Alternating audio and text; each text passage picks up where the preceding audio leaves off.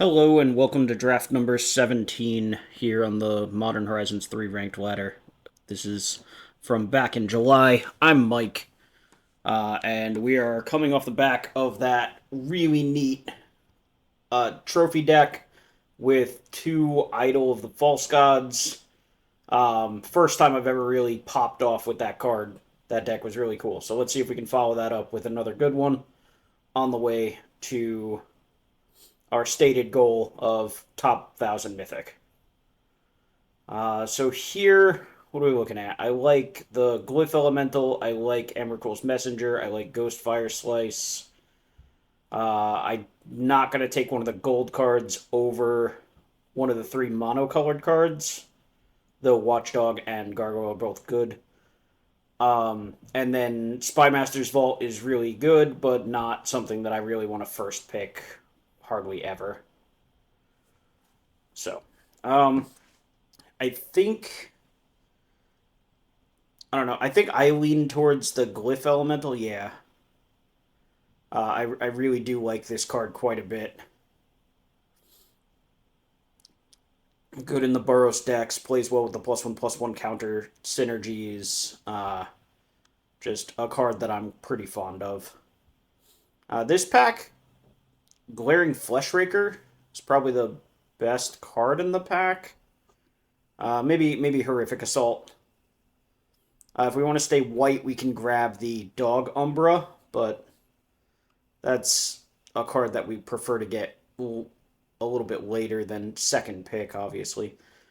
Yeah, looks like we're clicking on the Horrific Assault. It is the best card in the pack, I think. Glaring Fleshraker right behind it, I think. And we continue on. Another very unexciting pack. Jeez. Okay, the Inspired Inventor is fine. The Essence Reliquary can potentially be good depending on what we ultimately wind up doing. All in all, this is it. This is three packs where we just haven't seen any really stupendous cards, and unfortunately, in Modern Horizons 3, that can lead to some pretty mediocre decks.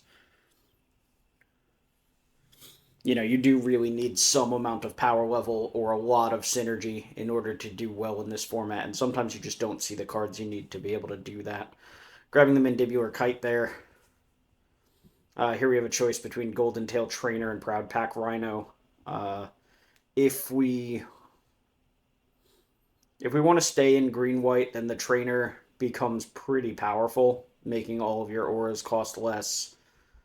Makes things like Nyxborn Hydra way better when you can get some counters or some other auras onto the Trainer, and then all of a sudden you're bestowing a Nyxborn Hydra for very little mana to get a lot of power. I think in general, like card for card, Proud Pack Rhino is just better than the Trainer. The Trainer needs a lot to be going right. So yeah, glad to pick up the Proud Pack Rhino there. There's a non-zero chance we wheel the Trainer as well, but we'll see. This pack, the Meddler is very good. A little surprised to see it this late. Shifting Woodlands is a powerful card, but the green-white deck, not generally the deck trying to get to Delirium, so it's a little awkward. Yeah, there's a late Dog Umbra, which is kind of what we were talking about when we saw it pick 2. Like, we really didn't want to have to take it pick 2. Okay. Volatile Stormdrake's not bad. Like, pick 8 here. That's not a bad card, and it might signal that some of these blue cards might be wheeling. There's the Meddler and the Messenger both wheeled out of this pack. Certainly makes us kind of wish we had taken the Messenger and wheeled the Meddler there.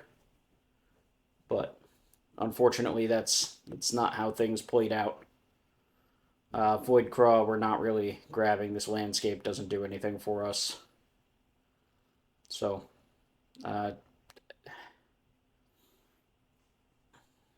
yeah, I guess the Void Craw has the highest upside here, but seems unlikely.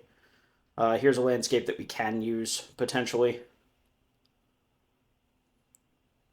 Works well with the Glyph Elemental. Don't take Shrieking Drake, take the landscape. Boo. Alright. Alright, Unfathomable Truths on the backside. There's a lurker. So blue is probably our secondary color here. We're seeing the blue cards coming around a little bit later. So at least we have something going on here. Opening a Fury in pack 2. Man.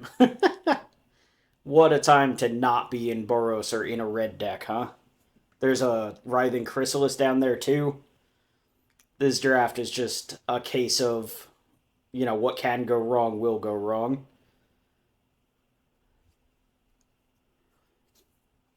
If this was our pack 1, at least we would have something to be building towards, like a powerful Mythic or a Writhing Chrysalis to build around. Unfortunately not. We do have enough green cards that it's still worth considering the Writhing Chrysalis or like the Malevolent Rumble. There's no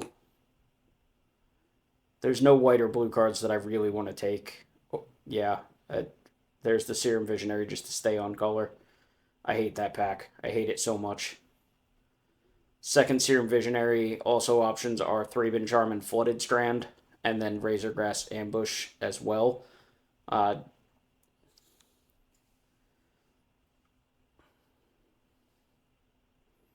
Yeah, just grabbing the good mana. Flare of Denial is fine. There's the Gargoyle. Also a good card. We want to keep our curve a little lower anyway. Evasive threats are worthwhile. So. The Shrieking Drake's still probably not going to make the cut here. But we'll see. We do have the Serum Visionary at this point that we can pick back up. Alright, so here's a big dumb Mythic that works as like a one-sided Howling Mine that also gives me access to all my instants every turn. I don't think I'm going to have any upkeep triggers that really matter, so we're going to try out the big dumb Mythic. I've never actually played with this card, the Shadow of the Second Sun, so I'm not upset to get to try it out, especially when we kind of did get shoved into blue over here.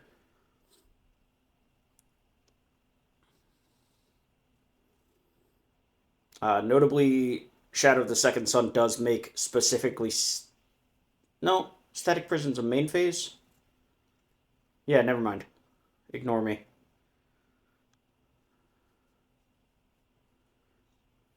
Okay, we have an on-color landscape, a Cephalid Coliseum, or Wing It. Yeah, just give me the landscape. Let's try to make my mana a little bit better. Tune the Narrative versus Solar Transformer. I like Tune the Narrative. Realistically, the only thing we're trying to like ramp to is that Shadow of the Second Sun, so I don't think we really need to worry about that. Another Inspired Inventor is fine. Gives us another card that's at least interesting to pick up with the Shrieking Drake.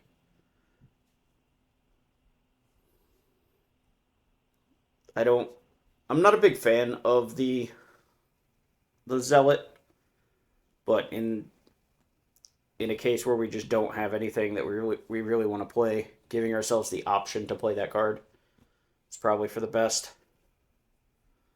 Bauble into the sideboard, Consign into the sideboard, Knight into the sideboard. I don't think I have enough to try to grab with the Knight. We have a Kite, Umbra, Glyph Elemental, Gargoyle, Shadow. I don't think that's enough. There's a Null Drifter for pack 3, so we do get a pretty okay card this pack. Big fan of Witch Enchanter. The second Hex Gold Slith would be nice, but Witch Enchanter I'm a big fan of, and another one that I'm pretty happy, like if the Shrieking Drake does make the cut, being able to use it twice. Kozilek's Unsealing isn't doing much in this deck. We've got 2 cards that'll trigger it, maybe 3. I think only 2.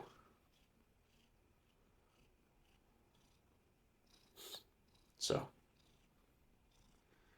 alright. This deck is not my favorite, but it's shaping up okay. We have a reasonable looking curve right here. So what do I see? We see a Hope Ender Coatl, which is the kind of card that feels terrible every time you get got by it and feels terrible to hold in your hand every time it just sits there. And a Pearl Ear.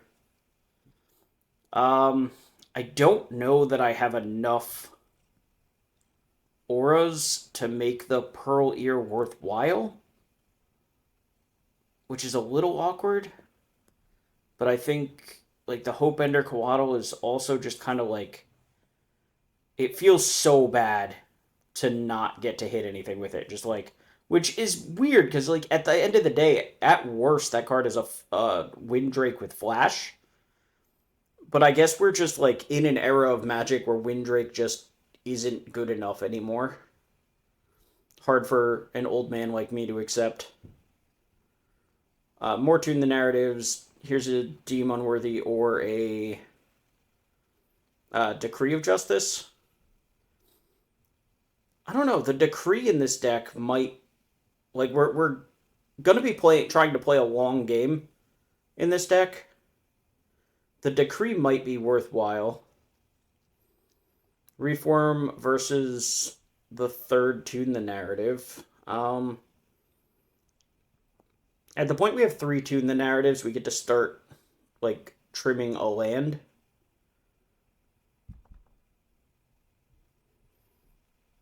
Yeah. Okay. Royal Cartographer. We have 2 fetch lands, functionally. 1 landscape and then a Flooded Strand proper. Second, Unfathomable Truths, but there's another landscape. I think we just want the landscape, right? Yeah, between the Royal Cartographer now and the Glyph Elemental, having 3 lands that represent 2 land drops, I think works for me. Yeah, there's both of the Shrieking Drakes moved to the sideboard. Which, you know, again, like that card was very unlikely to make the cut in our deck anyway. So where are we at on playables? Draftsmith wants us to cut the Lurker, the Expel, and a land. Which makes sense. We were talking about having a bunch of Tune the Narratives. We also have the 1 modal dual-faced card with the Witch Enchanter. So playing 16 lands with the 17th being the Witch Enchanter, and then a couple cantrips. We could potentially even trim down to 15, but I don't think I want to go that low. The Pearl Ear is pretty medium, but I think we kind of have to keep it. All right, so we did just change it to 15 lands. So what lets us do that? We have the 3 tunes. We have 2 Serum Visionaries. We have the Emrakul's Messenger that can potentially get us more mana. And we have the Null Drifter that can also draw some extra cards. This deck can probably get away with 15 lands, plus the Witch Enchanter. That's 16 proper mana sources, plus so much card draw. I think I need to keep the Expel the Unworthy. Our removal suite is looking a little light. Getting rid of the Lurker is kind of like gets rid of a potential card draw with the cycle, but more importantly, our curve kind of just goes from 3 to 7. We have the 1 Unfathomable Truths, and our 4-drop is the Witch Enchanter. So, and then the Deem Unworthy, which never costs 4 mana just by its own design. So we just kind of go from 3 to Witch Enchanter to 1 Unfathomable Truths, And then we have the Shadow of the Second Sun, Null Drifter, and Drownyard Worker. I think I need the top end. I'm not sure it's worth cutting the Drownyard Worker like Draftsmith is suggesting we do. I'm still not a big fan of the Solstice Zealot and would not mind trimming that. And I think if we made the cut on the land by virtue of the cantrips, I don't want to keep the Expel.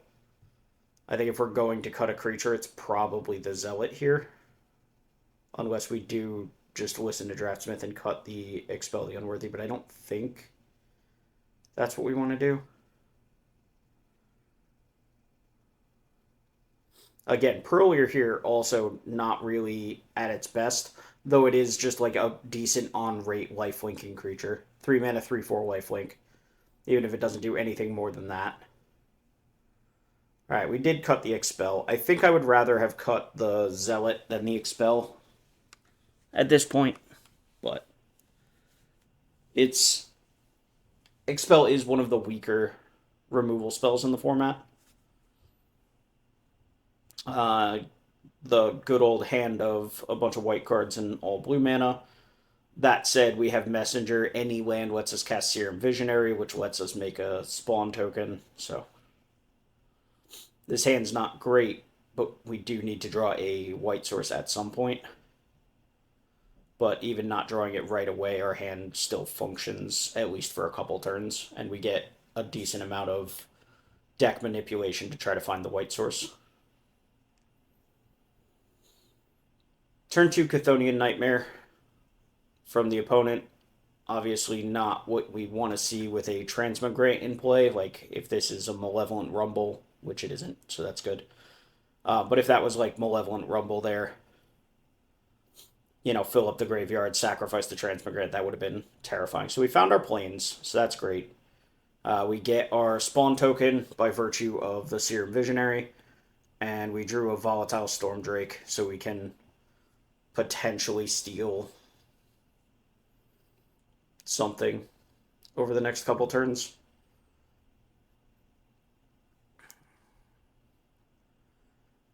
We have to play the land. We have to play the land to be able to play the Glyph Elemental. So the Glyph Elemental not looking great, considering it took us to turn 4 to find the white source. We might want to just steal the Sentry here.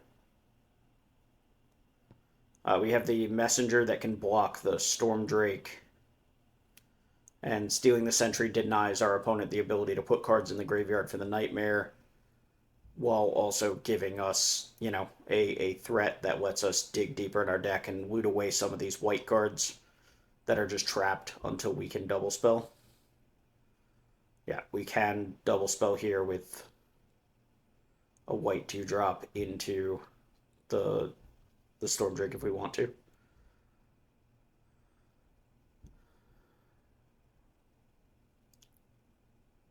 So we attacked with the Emrakul's Messenger, which we have to do if we want to attack there. We have to attack before we play the Stormdrake. I wonder, in hindsight, if leaving the Messenger back to block isn't worthwhile. I don't know that I'm going to need the spawn tokens in general. Like, I don't know that I'm going to need an excess of spawn tokens. Though if we do find something like the Shadow of the Second Sun or the Null Drifter, I'll be happy that I had them. But with the Sentry now, we're going to get to connive for the next turn or two at least.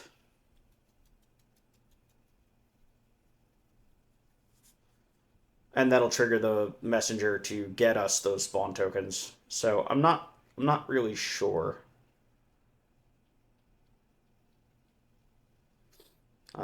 Okay. Nesting Grounds. Okay, moving a counter onto the Stormdrake. I didn't even see the Nesting Grounds over there. So, never mind. That Stormdrake is going to nullify the messenger's ability to attack, so... And it could have attacked right through the messenger, and still can. Alright, we found a 7-drop, so... We have 6 mana total, counting an attack with the Sentry here. And I think it's worth it to attack with the Sentry.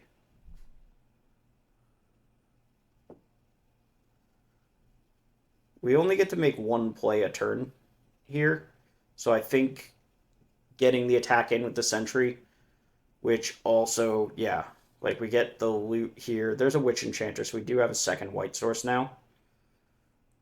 We can also play the Witch Enchanter, just get rid of that Chthonian Nightmare before it becomes a problem. So we have a 4/5, which means they have to double block.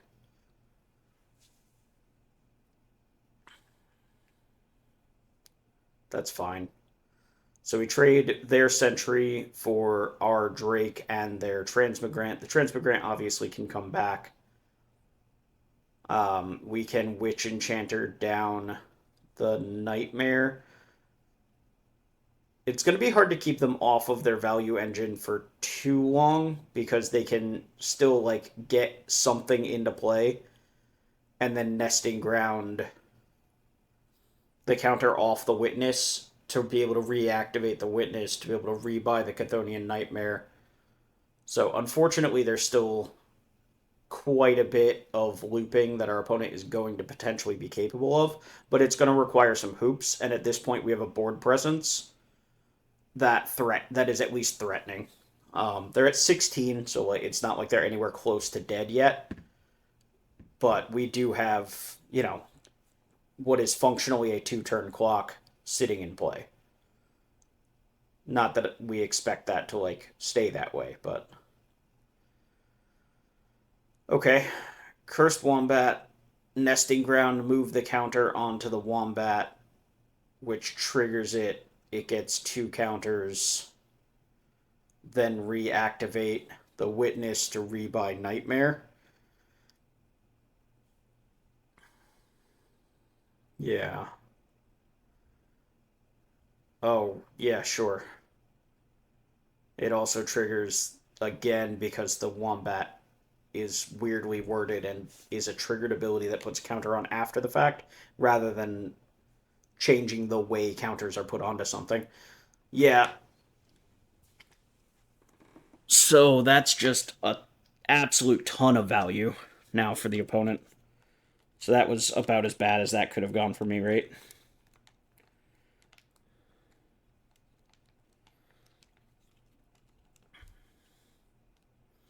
And now we realistically don't actually have good attacks. We can attack in the air, and that's about it.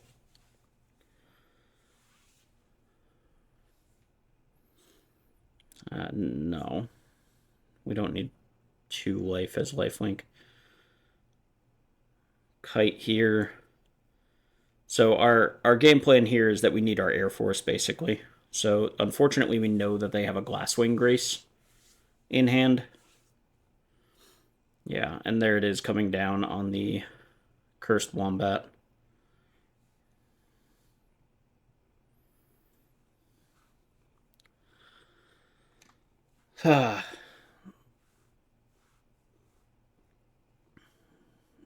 Yeah, I'm not sure how to beat all of the life gain and looping that they have access to here. We can... Like, if we just had basically infinite more mana, we could move the Kite onto spawn tokens so that they can't gain life. But at that point, if they start to be in trouble, they just have the option to leave back the Wombat. And if they're leaving back the Wombat, then I can no longer attack either. So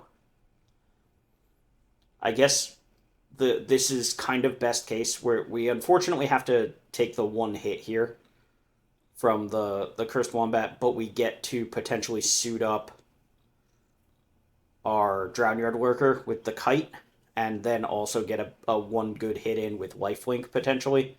thanks to energy in the gargoyle, which I think is our best bet from this point.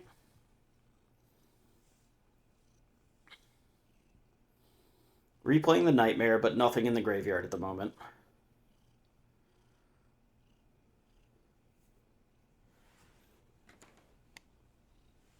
At least nothing that I remember. Oh, the sentry.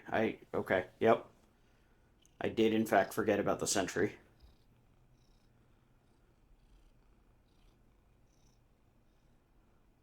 Okay. Can't tell what that discard is. A quest, maybe?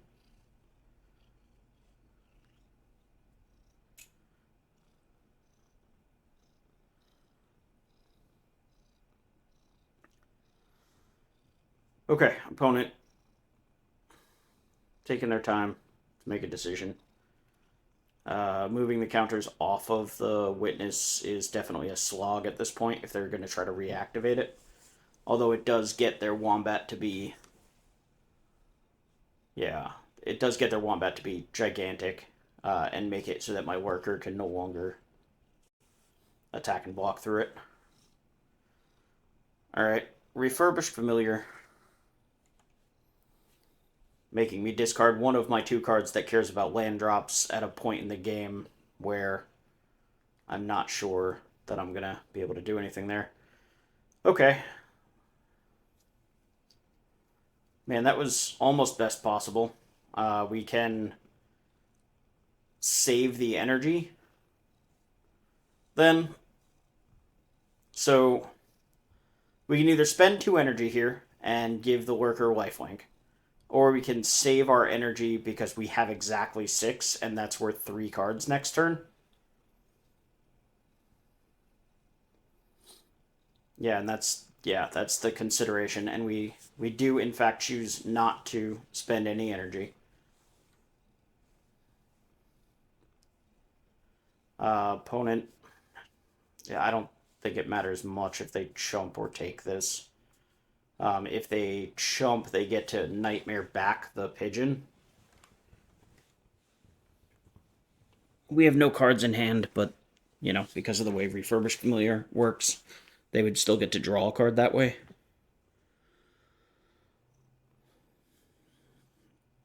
I don't know if they think they have anything that's worth looping with the nightmare at the moment. Oh, they discarded the nightmare. That's crazy. Okay.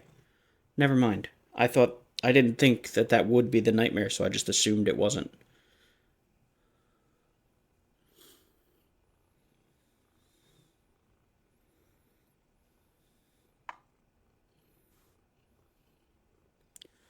Nesting grounds moving a counter.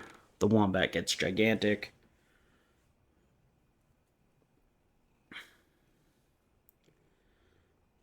So the problem here is we can kill the wombat, but it would cost us our Drownyard worker. And that's assuming our opponent doesn't have something like a Wither and Bloom to blow out a double block. The only upside to that trade even is that we get rid of the Glasswing Grace.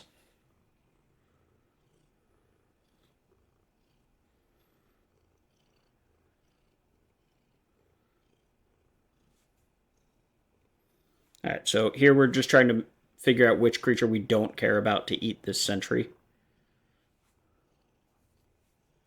And again, if our opponent has any kind of removal spell, we're kind of in trouble here, no matter what. Yeah. Yup. So we were going to lose our worker no matter what we did. At least we're not taking a pile of damage, but their creatures are getting out of control large very quickly. They continue to gain life with the Glasswing Grace, and we're top decking. We do get to draw 4 cards this turn. Is that a second Chthonian Nightmare? Jesus, okay.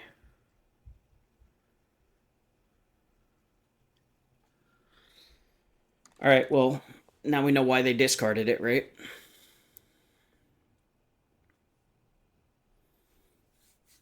So, trading off the refurbished familiar for another sentry, more counters, more looks at cards. This game is looking a little out of reach. I don't have any kind of a sweeper that's going to let me clear their whole board here. Alright, well, there's our cards. We drew the shadow, I guess. I don't know if that does enough. Get in with the flyer. Doesn't really matter. Just get in with the flyer.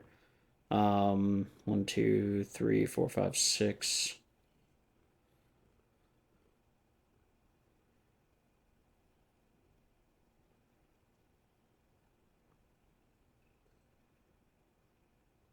Yeah. This just doesn't do much of anything, right? Gain 2, go to 8.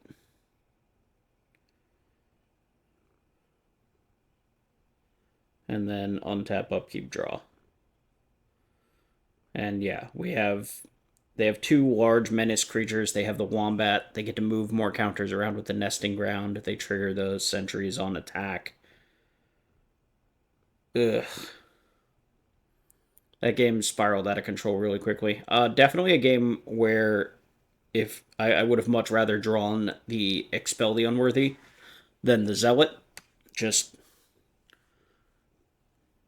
noting that. So here's the exact opposite hand to last game.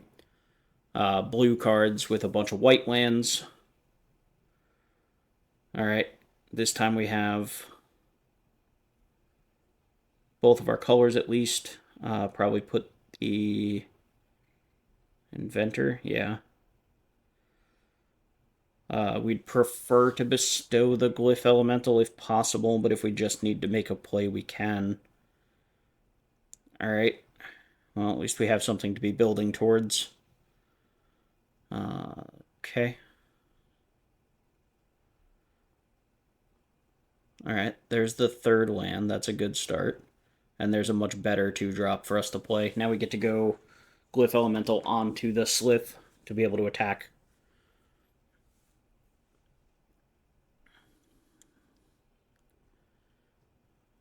Okay, opponent getting a lot of mana very quickly here. Yeah. Land drop in for 3, and because their 0-4 is tapped this turn, we get the counter, and now we're in for 4 next turn, so they don't have a good block. They have to play something bigger now in order to deal with the Hex Gold Slith. Territory color. No land drop. Territory color, but no land drop. So we could dog Umbra the color, but that doesn't stop future triggers.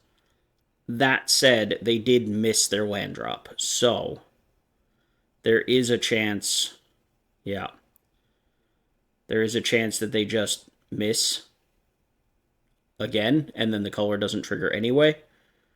Slith is large and getting out of hand. I want to hold on to this Witch Enchanter. I know I'm missing my land drop this turn. Okay, they drew a land. But my thinking here is that our opponent already missed 1 land drop, and if we can Witch Enchanter the Worn Power Stone, then that might put us in a place where our opponent just doesn't get to play, and that's worthwhile, I think. So they had the Horrific Assault to hit with the Territorial color. We're missing our land drop again, which is very unfortunate. I think, yeah, we just want a Serum Visionary here. Okay, still not a land, but there is a land. I don't even necessarily care about it being a 3rd white source before a 2nd blue source. I just want the 4th land so I can Witch Enchanter that Worn Power Stone down, I think. And we have no attacks because the 0-4 holds off our 3-3. Opponent has another land, so they've gone runner, runner, land here. And they don't want the next one, which is interesting. Okay, Colossal Dread Mask. I wanted to kill the Worn Power Stone. Now we're just going to blow up the Dread Mask. That's still fine. Like, We're certainly not upset to blow up a Dread Mask. Unfortunate that, our opponent gets to keep this greedy hand and keep playing, but it is what it is. I think we could have attacked with the Serum Visionary as well there. It's very unlikely that anything is different. I think we just hit for 4 there no matter what, and they block the Serum Visionary. But attacking with it just in case they were planning on chumping the 4/4 would have been okay. So we can Dog Umbra the 7/6 and leave our opponent in a spot again where they've played 2 large threats, but they're both dealt with at this point. Here come the Mooks. Sure, chump the 5, take 4 anyway. We get to play another threat onto the board. The opponent does still have an 0/4 that does a good job of blocking our things.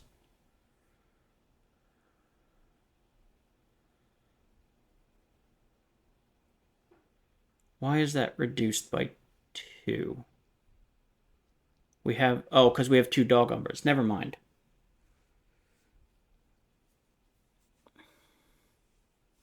I don't know why I wasn't thinking about that. Yeah, if the Purlier got to stick around, the Shadow of the Second Sun only cost 4 because we have 2 Dog Umbras. We have 2 auras in play. Would have been 3 if the Glyph Elemental was still attached, but obviously they shot down the Hex Goldslith. So here's another large creature. They hold down my biggest creature. Yeah, no reason not to tune the narrative first. Okay.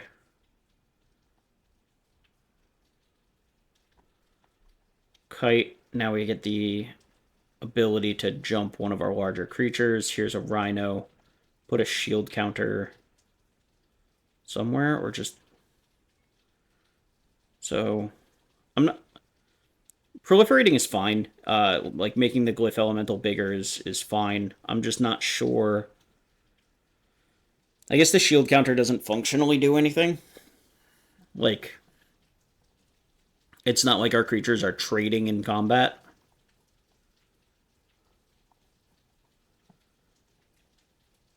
So, we do need to find a way to get these last points of damage in. Opponent has gained 6 life this game off double Horrific Assault.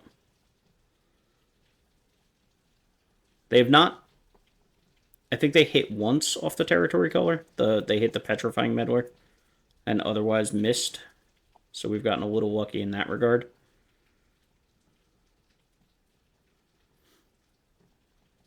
Attacking with the Meddler. Yeah, that seems real bold when we can kite over onto the 6/6. Alright. Very large Glyph Elemental.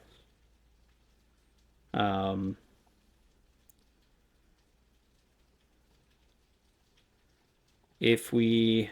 Yeah. We theoretically could have just attacked, but that gives them the ability to double block with Petrifying Meddler and Broodscale, and then we're only trading for the Meddler. What do they have here? I mean, obviously they're getting priority because of the Broodscale. Oh, they have the modal thing that lets them blow up an artifact.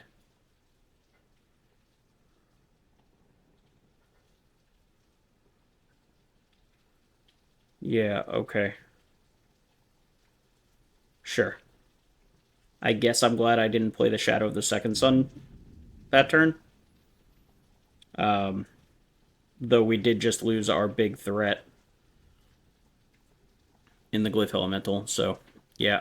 And opponent still drawing all gas, so yippee.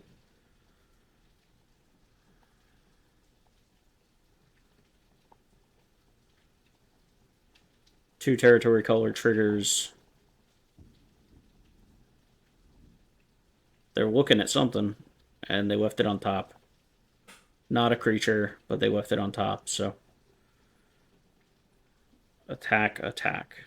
Um, they have no cards in hand. I think I just want to trade my 3/3 for their 4/5, or I can trade a 2/2 for their 3/3. Uh, was it not better to get rid of the 4/5 here? I suppose blocking this way, we can still trade with the territory color,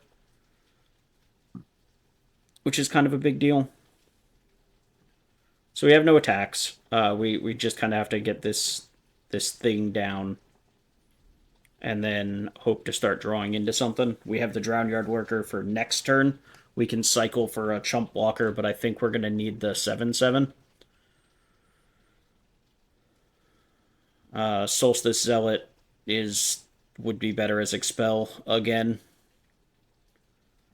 Yeah, so here we double block the 7/5 if they have something to blow out the double block that they left on top. It is what it is. They do. Yep. Okay.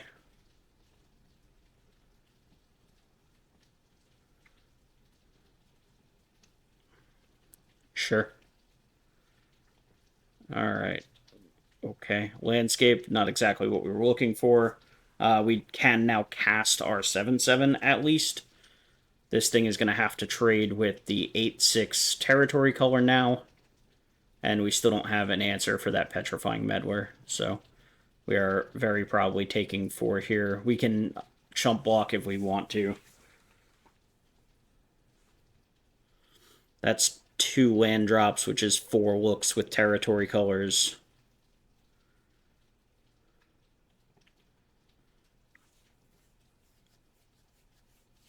And they left it on top again without milling, so no attacks, so they don't want to trade. I don't think I have a good reason to leave this landscape in play. I think the Glyph Elemental and the Royal Cartographer are the only things that make me even want to have the dual lands in the or the I'm sorry the fetch lands in the first place. Other than just making my mana a little bit better. Okay, that's interesting.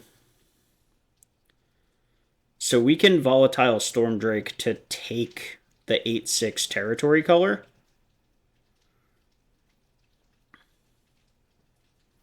And then play our land to trigger. The color itself has reach, so we're not worried about getting attacked by the Stormdrake. So yeah, that was a good top deck. That was very good. So land here, trigger the color. We will gladly take a Serum Visionary and play it. Set up what we're going to draw off of the Shadow of the Second Sun. Okay, we will gladly take a Null Drifter, bottom that Flooded Strand. Yeah. And then we're going to draw the Null Drifter. We might as well play the Solstice Zealot, I think. Oh, sure. We can attack here. If they want to double block with like the Meddler and the Stormdrake, we're very okay with that. Okay. Not playing the Solstice Zealot is a little strange. Okay, there it is.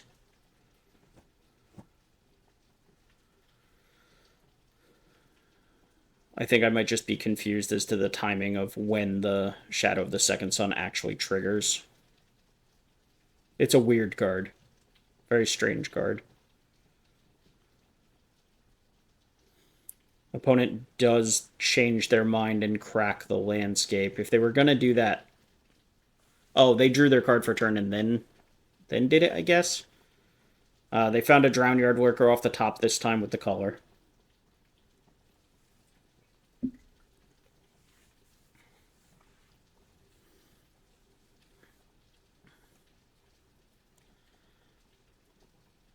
I think we're just kind of relying on the Shadow of the Second Sun to keep us ahead enough on cards. The Null Drifter being able to draw two and then be a flying threat with Annihilator is nice, though the Petrifying Meddler is going to do a very good job of checking that. They can very easily sacrifice their color and their Drowner of Truth that are both trapped under Dog Umbras, though I'm not sure they'll want to lose the color because they've still been able to get the value out of the triggers, even if they haven't been getting even if they haven't been getting to attack and block with it. Alright, there's a Royal Cartographer, and we have a pile of energy. So very, very easy to use that. Yeah, we can play the Royal Cartographer, then play land for turn, and then play the Null Drifter.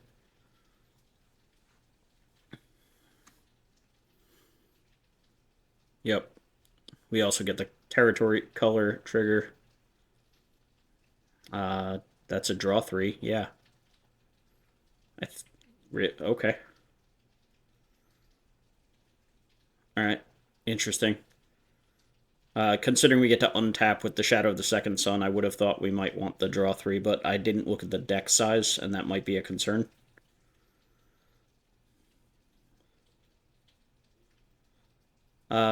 We do have the Solstice Zealot that can start tapping down the Petrifying Meddler so that we can be getting in with our Null Drifter.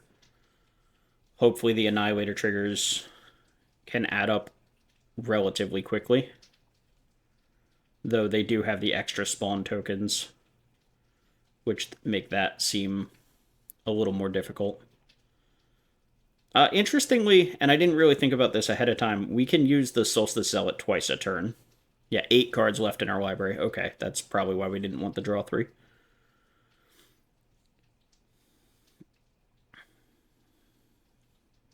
So, with the Shadow of the Second Sun, we can... Alright, they have a second collective resistance. They allowed the trigger to go on the stack, though. So we're going to get, this untap and this draw. We did not find anything to do at instant speed, unfortunately. But... Alright, they have their own draw 3. And more spawn tokens. Territory color triggering again. Another Drownyard Lurker. So our opponent's deck is... There's a lot of fat. Like 2 territory colors, that's the second Drownyard Lurker. They have the Drowner of Truth, Petrifying Meddler, Unfathomable Truths. Seems like if our opponent doesn't second Drowner of Truths, seems like if our opponent doesn't come out of the gates with the fast mana, they just kind of sit around and durdle and die. But it is what it is, I guess. So.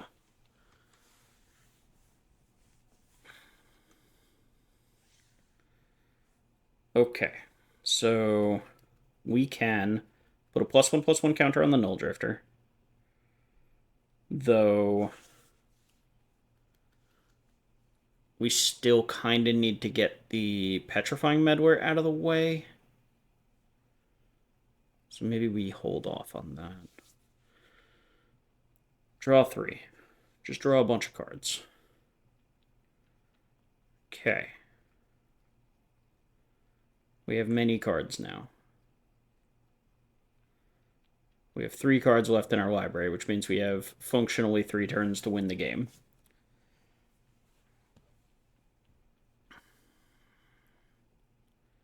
I don't see how we chew through all of this fat.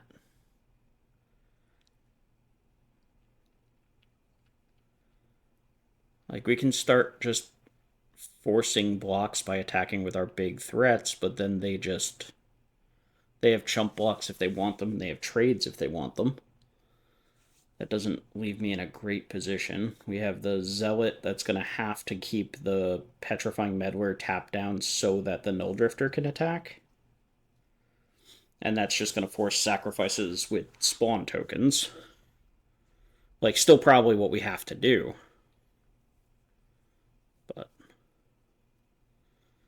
Yeah, I think we have to put a counter on the Null Drifter here.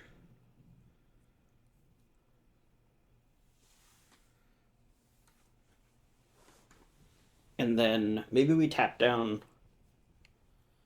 Okay, Demon Furrier is nice. Demon Furrier. I don't remember what exactly the Stormdrake has hexproof from.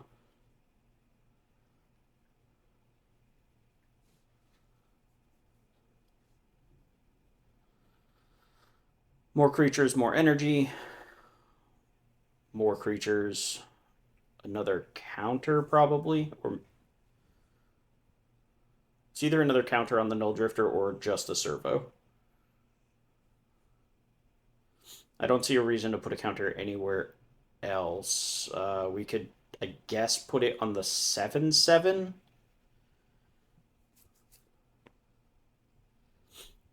And then it would need to be double blocked. Sure, just a slightly bigger flyer. So if we attack, okay, we're not attacking at all.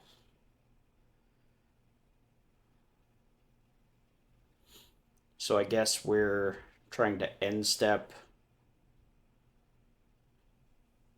tap down a flyer, untap, tap down the other flyer, get in the air. 5, 8, 9, 10. We're one short in the air. It's very awkward.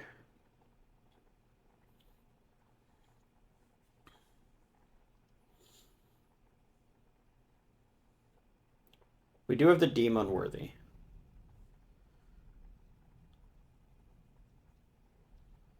So, what can we do with the Deem Unworthy?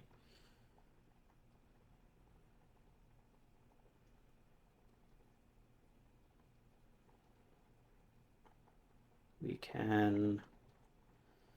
Like I said, I don't remember what the Stormdrake has hexproof from. I'm not sure if it's the Zealot that's not going to be able to target it, or if it's the Demon Worthy that's not going to be able to target it. I don't remember if it has hexproof from abilities or if it's hexproof from spells. Unfortunately, I can't see it. There's a Void Craw. That card doesn't matter in the context of this game. Not at this point, at least.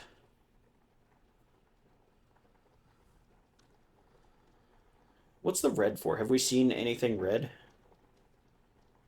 Glaring Fleshraker is a little late to the party.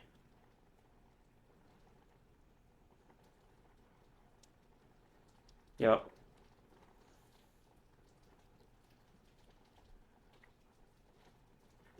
Yep. Many small creatures have, in fact, punched me. Okay, they have a Void Craw that's worth 2 more damage. Alright, Solstice Zealot, tap down that. And like I said, if I did my math right, we're a damage short in the air. Maybe that's okay.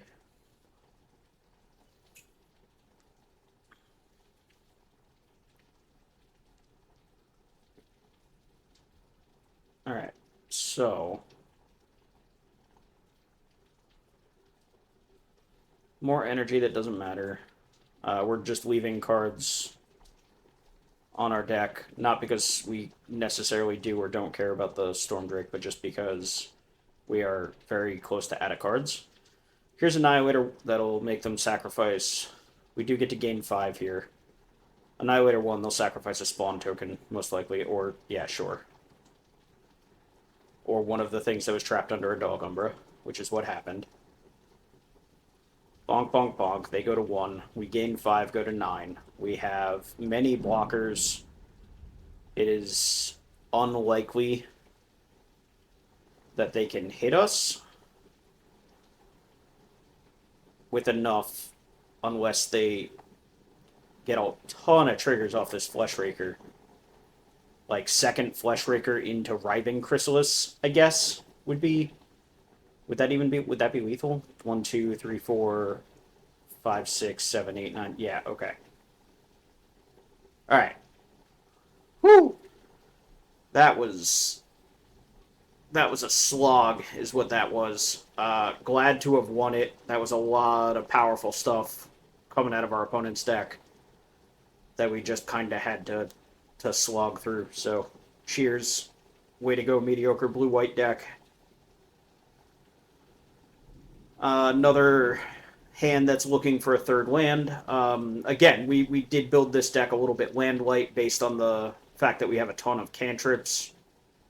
So remember, we have 15 lands plus Witch Enchanter, and then 3 Tune the Narratives, 2 Serum Visionaries.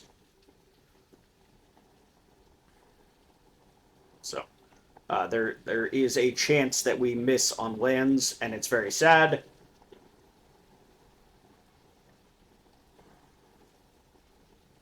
But there's also the chance that we, just get to kind of do our thing. Yeah, so my choice here is do nothing and pass, and they just have this Watchdog, or steal the Watchdog and start getting in with the Slith. I think I'm just kind of... I need to do something. I think just doing nothing and taking damage, not attacking, not blocking, is a recipe for disaster. So even if this isn't the, best Volatile Stormdrake we've ever seen, I think it was still worth playing out. Alright. They Thraben Charm down the Slith, that's fine. The Watchdog, if they don't attack, is still just a trade. Unless they have the 1 mana give their thing indestructible, I guess. But that's probably okay. I'm perfectly willing to attack here.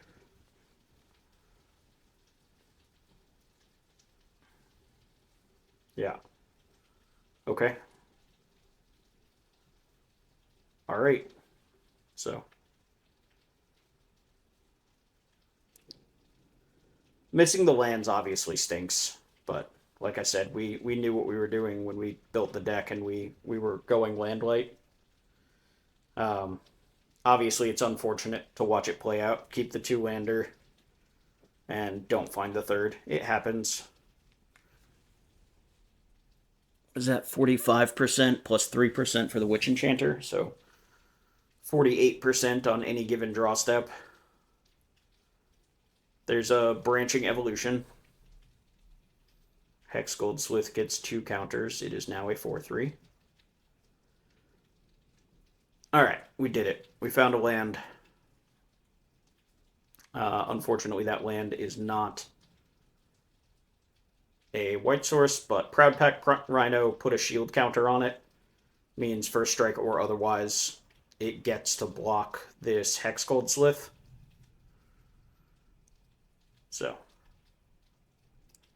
this should do a pretty good job of stopping the Slith from getting in and giving us more chance to try to build up our board, find our lands. There's another Watchdog. Yep, very large Watchdog. Presume they are attacking. Okay. And they're giving it first strike. I mean, we're blocking, so I guess we're going to find out what trick, if any, they have. First strike clears my shield. And nothing. Okay. So, I guess energy spent for no reason.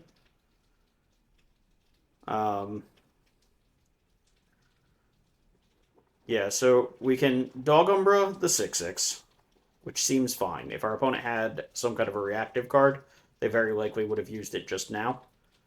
This lets us attack for 3. The Watchdog is just kind of stuck there. Obviously, it makes it a little bit worse for us that we're still holding all these 3-drops, and we didn't use all of our mana that turn. But I don't really love the idea of taking 6 and then, again, no attack, no block.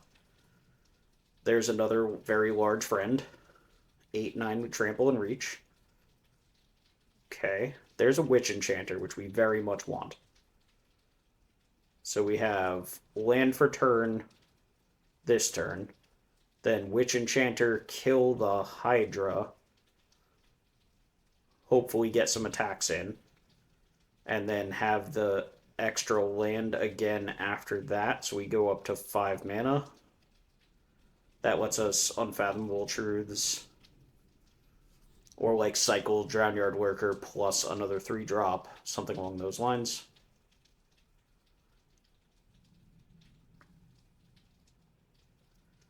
So this is a big hit from the Hydra that we really can't do much about.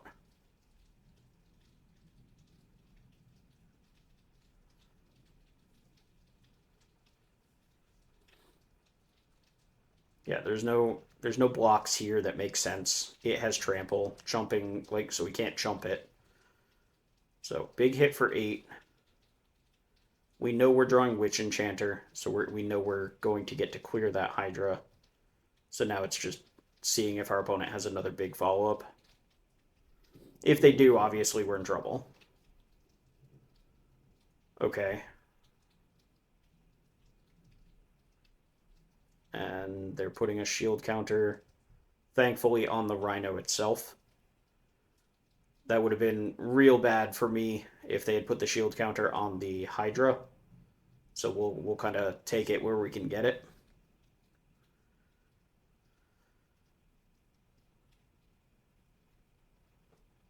There goes the big threat. So we can...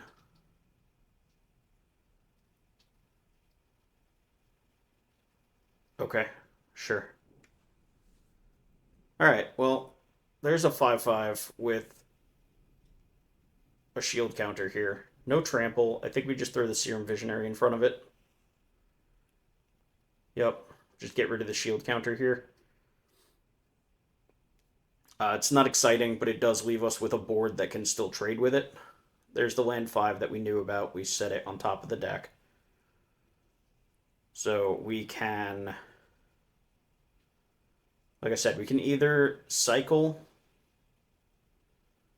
the Drowner and just try to find, or and just play out another 3-drop after, or we can just play the Unfathomable Truths. I think trying to get closer to the 7th mana source is worthwhile here. So I think the correct play is do nothing, pass. I think we want to try to double block this Rhino here and trade with it.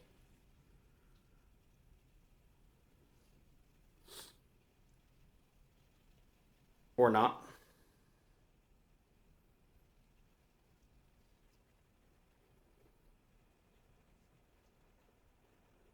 Okay. Opponent has another Gift of the Viper. Fair enough. So they get to eat our Rhino. It does mean that if we had tried to double block, it wouldn't have worked out. So it is what it is. We can play out the... Oh, that's flying. 7, 8, 9. 9's a lot. We're just barely not dead. They have something else. I mean, we can't do anything about this. Boop. We're at 1. Alright, so now Unfathomable Truths has to hit a land that isn't Cephalid Coliseum. Okay, step 1. So we play land, we play Null Drifter, and then we're chump blocking. It's not my idea of a good time, but it is what it is. It does buy us a turn, right?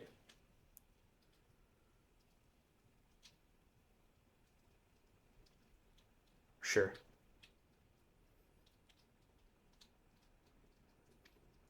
Yep. Yep.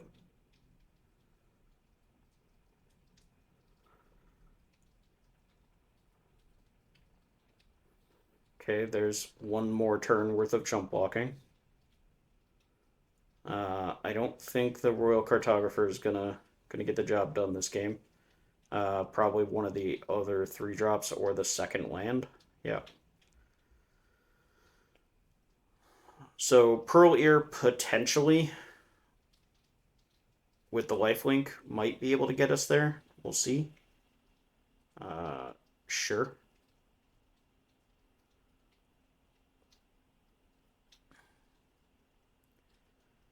Okay. Deem unworthy on the Watchdog. Gets it out of the way and gets rid of the Lion Umbra. We can also deem unworthy on the Flyer because we can potentially have a string of chump blockers on the ground if we want to.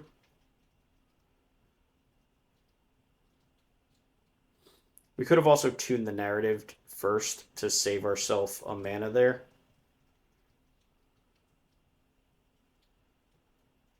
Alright, there's our gargoyle. Yeah, actually. So if we had... Well, I guess the tune is the same, so we spend the same amount either way. Alright, so we're chump blocking again. We're just trying to do more with our mana every turn than our opponent. We do need to find a Dog Umbra or... Nope, that's it. Just Dog Umbra here. Dog Umbra is the only thing that permanently stops it. There's another chump blocker. Okay. So attack for 2 again.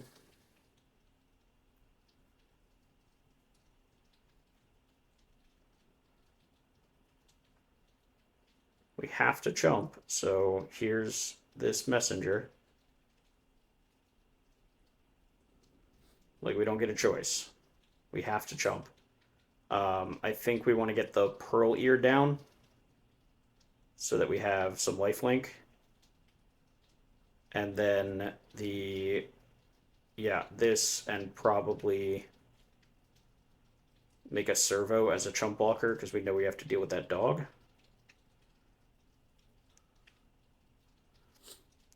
This still puts us in a spot where we have to deal with this Rhino every turn and still don't have a way to do it next turn, so we need to hit another runner. Okay. Well, that's not good.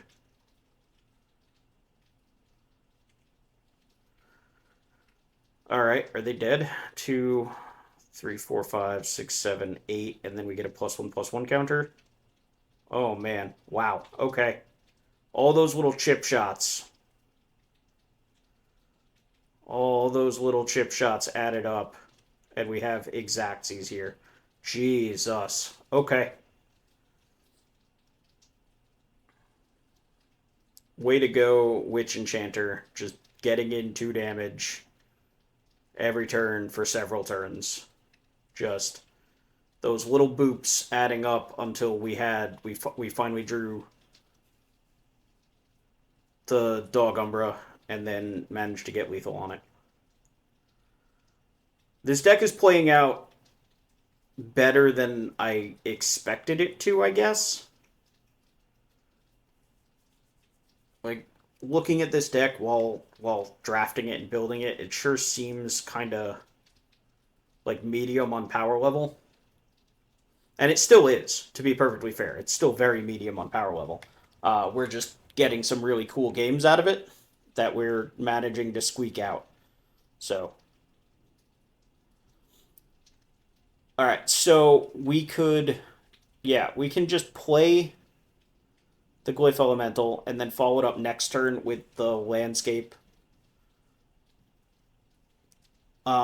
The other option we would have had is play the Landscape this turn to go get our blue source, but then we don't get the counters from the Glyph Elemental, which is unfortunate.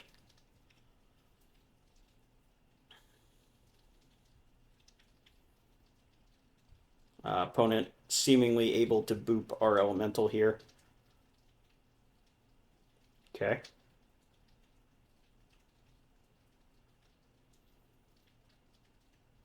So the question is do we want to take this turn off or next turn, potentially, to go find our blue source? I kind of want to get the Pearl Eater down, just get it in play. Especially when our opponent is showing us Mountain Inventor's Axe. Like, just having a lifelinker that's not the easiest to deal with.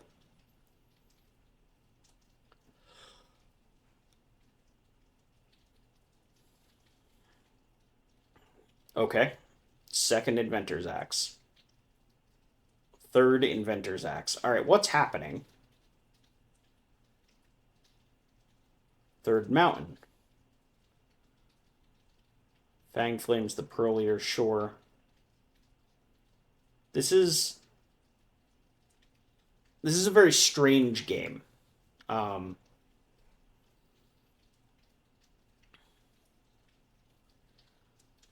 so Triple Inventor's Axe makes me lean towards Rakdos. Like they just want the artifacts in play. That's why they're playing them with no free equip. Because Inventor's Axe is significantly worse when we're not equipping it for free the first time, but like I can't think of a reason why we would just throw all three of them out in the first couple turns unless the artifact count matters. All right, I suppose if they're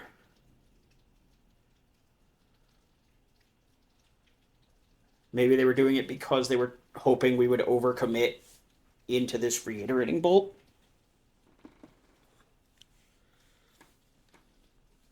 That's certainly possible. We get to use the Dog Umbra defensively, which is not something that I've gotten to do before, so that's kind of cool. Notably, let the first one resolve, and yeah, I don't. Well, that doesn't really matter. Didn't matter which one resolved first, but yeah, now we have a 6/6 Glyph Elemental, and this is a 2-turn clock with this damage. So if they are Rakdos and missing a color, they played out the axes in order to Reiterating Bolt and then sweep a board and couldn't do it. I think opponent just had a weird keep that looked like it could have worked out, and our creatures just didn't line up well with what they were trying to do. That's my assumption.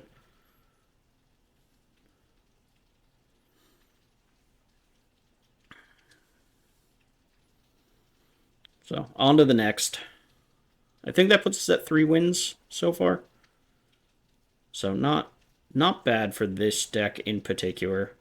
If I can get my 4 wins with this deck, I'll be very happy. I still don't think this deck is particularly good. We just have a few good cards, and yeah, that's really about it.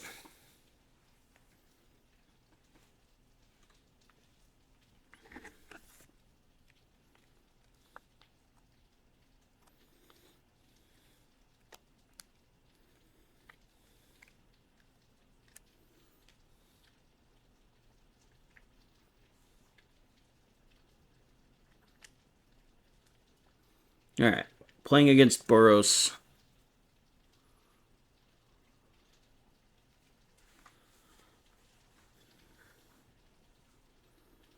Turn 2 Charge Bug. Sure. I like the bug a lot. It's been a minute since we've drafted it, huh? So we can just get our Glyph Elemental down if we want to. Or we can wait to bestow it. I think we just want to get it down here.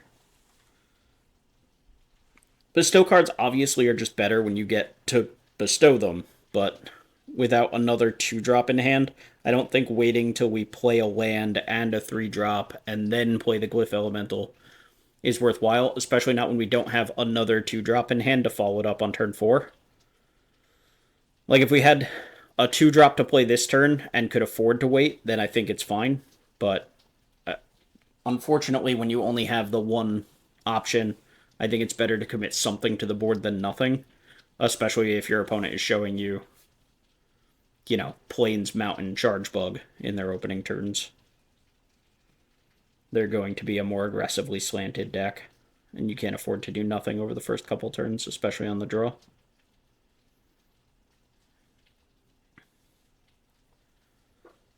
So, I do think Proud Pack Rhino, if opponent taps out for something, is probably putting a shield counter on the Glyph Elemental.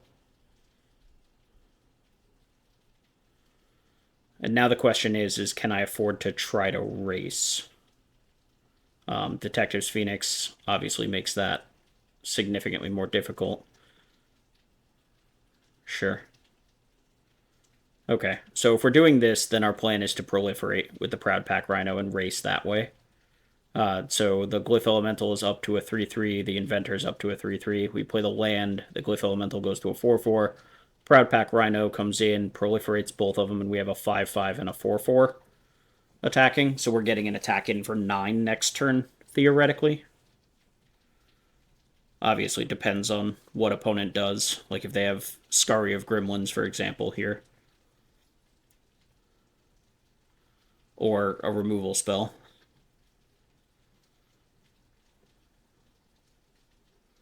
But we were certainly setting up to try and get that excess damage next turn.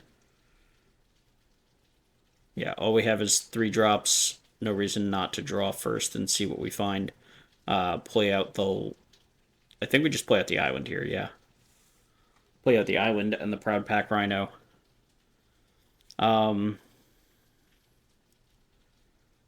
Proliferate still gives me something that potentially can block well or attack well. This is a lot of damage next turn, isn't it? 1, 4, 5, 6, 7.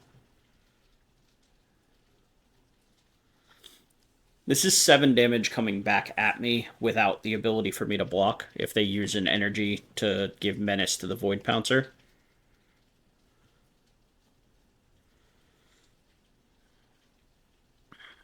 Okay. Conduit Goblin is a little scary. Doesn't do anything right this second.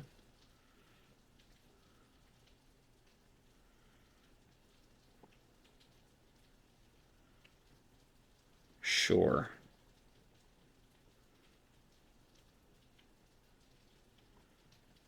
Sure. Alright, the charge book has menace. I assume we're giving the Void Pouncer menace. So yeah, I said 7. They added an extra 2. Yeah, we're at 5. Eesh. So, needless to say, I don't think we can attack here. And we might have to cycle this Drownyard Lurker, unfortunately. Just to be so that we have 2 double blocks available.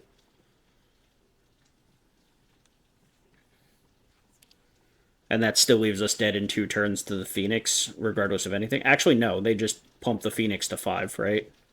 The Goblin targets the Phoenix, then the Charge Bug targets the Phoenix. It doesn't matter how we block, the Phoenix kills us. So yeah, never mind, we're just dead. Everything I was thinking, it's wrong. Forget it. Charge Bug has to attack, yep. Yeah. As soon as they click the button, we concede. Alright. Okay. This is still good enough because we can block 2 things, but not the 3rd on the ground. So. They only needed 1 point coming across to get us outside of the Phoenix, and if they had just targeted the Phoenix, we were dead. I suppose they're playing around something like a Razorgrass Ambush or similar. By not going all in on the Phoenix, but at that point, I don't think you should... I'm not sure you should put any of the power onto the Phoenix.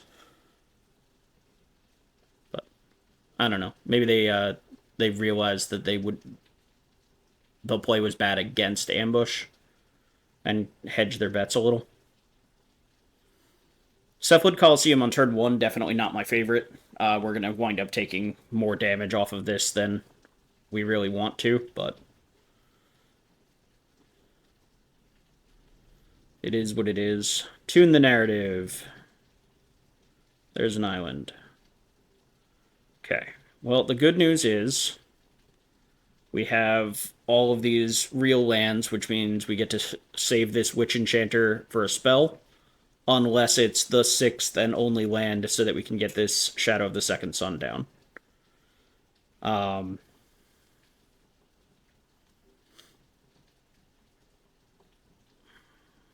Yikes.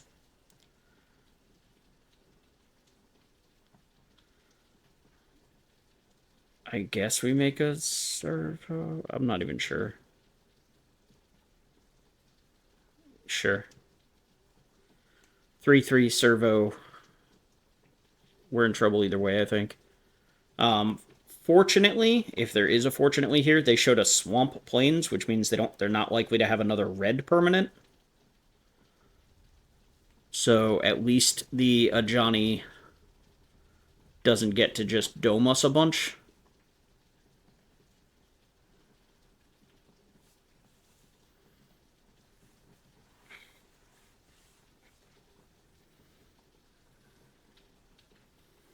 Ugh, lethal throwdown, kill my guy, flip Ajani is not good. Okay. So 0, make another guy. No damage because no red permanent. Maybe we should have blocked. If we block, then the Ajani still flips. They still 0, but I guess then they like the difference is they have no cat this turn. I guess.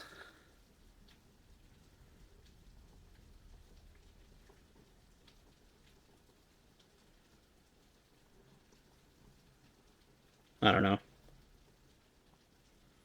Taking 2.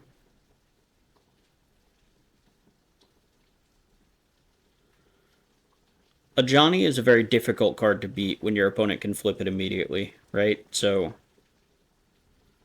Ajani on turn 2, flip it on turn 3 is going to be pretty tough. Yeah, a Cursed Marauder beats the Dog Umbra protection that I had. And many cat. Lurker doesn't do anything. Witch Enchanter doesn't do anything. Okay.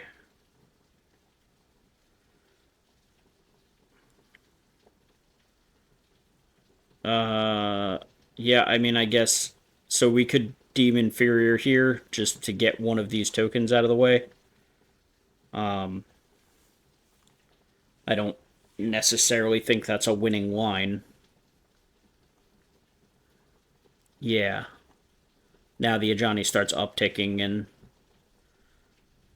is going to do bad things. I think we needed to deem Inferior there. Like, I don't think it saves us. I don't think we win the game because we do that, but I think we're too far behind now.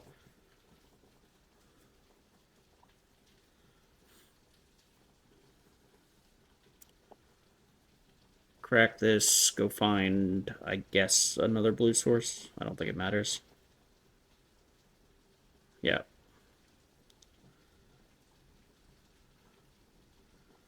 Null Drifter's almost interesting, but not quite. Enchant me. Then Witch Enchanter tapped, I guess? No, still just holding on to it? Sure. Okay. Alright, Serum Visionary, not what we were looking for. Dog Umbra can keep us alive here. We go to 2, assuming the Ajani upticks again. Yep. Okay, so Dog Umbra here. We take 4, go to 2, untap. We kind of have to deem Inferior on the other cat.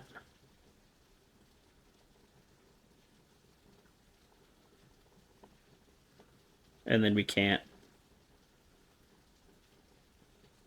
We can play the Serum Visionary. Okay, Pearlier's not terrible. Nope, don't let it tap 2 of your white sources. You let it tap 2 of your white sources.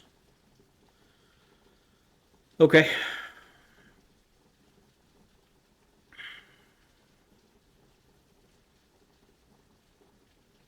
Yeah, more lands is fine. We need them to kind of do what we're doing. Here's the Demon Inferior.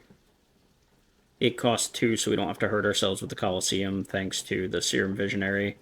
We get to untap, draw an extra card. Then we get to draw 3 cards with the Unfathomable Truths. We're not taking damage this turn. Opponent does have a grip full of cards, but maybe we can try to stabilize. We are at 2, which means we're dead to a lot of things, up to and including a red permanent. Okay. Inspired Inventor, make a token, probably. Yep. Opponent trying to go wide. Makes sense to me. That's what I would do as well. End step, draw 3, make a dude. Okay. I don't think it's worth the 1 life to cast the Tune the Narrative there.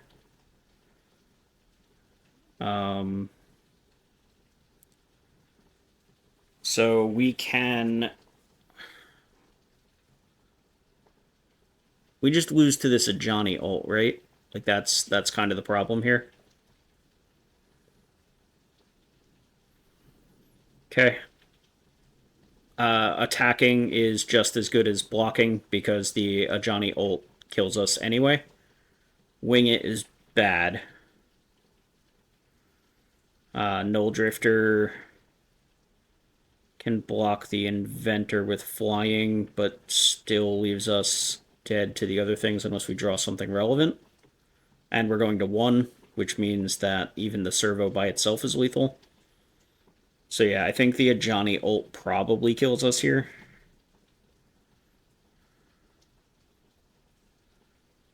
We can sacrifice the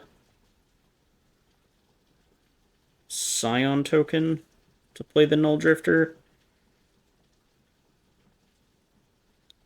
I don't really see anything that beats the Ajani ult. Like, I think we have to draw something to get out of this.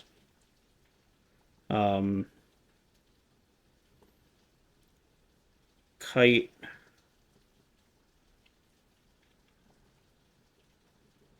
Prolier, Tune, untap.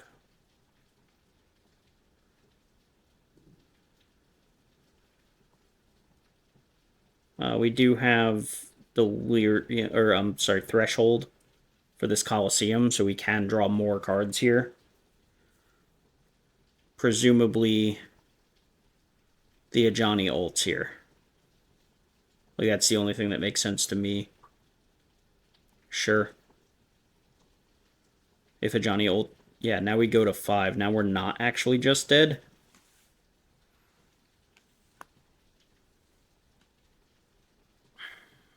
Yep.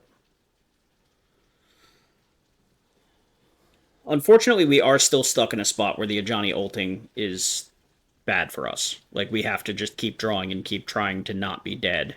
And every turn that's true, I think just trade off with the 2-1 here. Okay. I think just trading off with the 2-1 is better. Take 2, go to 3, and then if we're going to chump, we can chump the 1-1 and trade with the 2-1.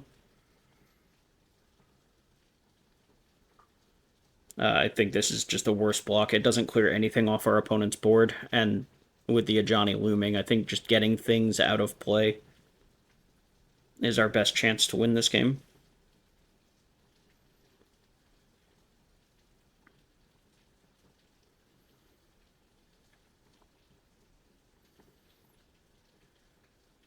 Opponent seemingly has something. Yeah. Maybe some of these cards will matter. Not really. Need the Null Drifter. Can discard a land. Cartographer's a little late. Zealot's a little late. Yeah. The Inventor is at least 2 bodies, even if I don't think it's particularly good right now. The Rhino. The shield token I just don't think is going to matter because of the Ajani, unfortunately. I'm not sure what we're drawing to at this point. Okay. Giving them a different flyer is not going to do it unless that thing randomly says that we can target a Planeswalker. And even then, we just give them an extra body and have a blocker from the Ajani. No, we give them the extra body and then ult the Ajani. But that's not a legal play, so obviously we can't do that.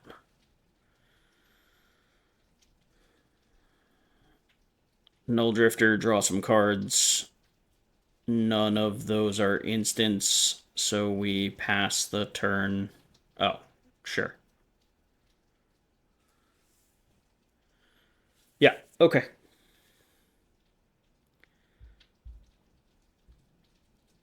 I think we needed to deem unworthy the second cat token, like, on turn 4.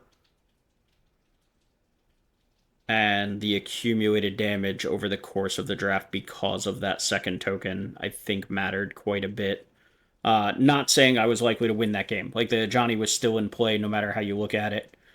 But I think that could have bought me a significant amount of time and maybe been able to set up a board where the Johnny hat is forced to downtick, or that I can potentially attack the Ajani. And I never really got the opportunity to do that outside of the one attack with the Serum Visionary. And at that point, it was a desperation because we were too far behind. And I was like, the Ajani ulting was the same as the Serum Visionary dying anyway. So just trying to get it to trade is better than it dying to the downtick from the Ajani, which ultimately never happened, and our opponent had a combat trick. Like I said, I don't think I win that game anyway, but I do think it was a mistake to not just use the Deem Unworthy the one turn where we had the mana to do so. Like I said, the accumulated damage of that one cat I think was a bit much. We had to use a Dog Umbra and the Deem Unworthy. Yeah, I don't know. That was tough. A Johnny on 2 with the ability to flip it on turn 3. A little brutal, but anyway, yeah, there's that draft. It was a blue-white pile. Shadow of the Second Sun was really cool. I liked it. We got it into play a few games. It felt pretty good each time we had it in play, though it was not able to dig us all the way out from under that Ajani. Anyway, thanks for watching. We'll see you in the next one. Bye!